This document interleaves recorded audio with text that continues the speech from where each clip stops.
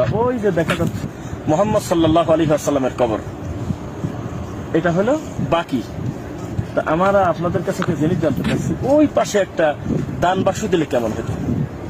ওখানে বিশাল একটা দান বাক্স দিয়ে দিচ্ছে। তাহলে আপনি বলেন তো দেখি, 7 দিন পরে ওই দান বাক্স যে পরিমাণ টাকা জমা হবে, সেই টাকা দিয়ে এই এরিয়াতে অন্তত এক সাইডে যত কবর আছে, কবর অন্তত স্বর্ণ দিয়ে, রূপা দিয়ে বাধাই করা কি খুব একটা কঠিন ছিল বলেন তো দেখি? না, অবশ্যই করা যেত। ওখানে দান বাক্স দেওয়া, মানত করা, ছাগল মুরগি নিয়ে আসা তো দূরের কথা, আল্লাহর নবীর কবরের দিকে ইশারা করে, হাত তুলে মোনাজাত করে, মাথা নত করে এরকম করুক তো দেখি। ওখানে পিটানোর জন্য পুলিশ রেডি করা আছে, লাঠি হাতে পুলিশ আছে, লাঠি হাতে অবশ্যই। করে পুলিশ তারা আছে, তাই না? তাই এই হলে পরিস্থিতি। আমরা কি বুঝে কি করে আমরা ছাগল মুরগি গরু বাছুর নিয়ে পীর ফকিরের দরবারে চলে যাচ্ছি? কোথাকার কোন বলদ মরে গেছে, কে কবর নিচে আছে কি না আছে, অথচ 3 তলা 4 তলা কবর হয়ে যাচ্ছে, সেখানে মানুষ উদ্দেশ্য করে যাচ্ছে।